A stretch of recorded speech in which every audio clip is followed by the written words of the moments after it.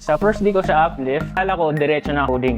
Pero yun pala, more of getting to know each other, tapos getting to know more about your goals and motivations.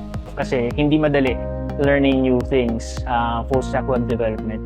Kaya talaga yung foundation in-establish at the beginning. Before, kung may idea ako to create a web app, pero ini-imagine ko lang na paano ko gagawin.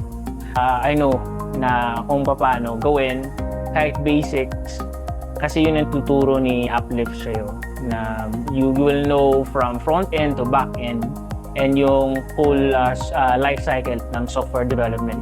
Ang Uplift is more of a community. Hindi lang siya after mong sa bootcamp, wala na. So they will assist you kung if you want to change careers or to improve more about full stack web development, nandun sila to assist.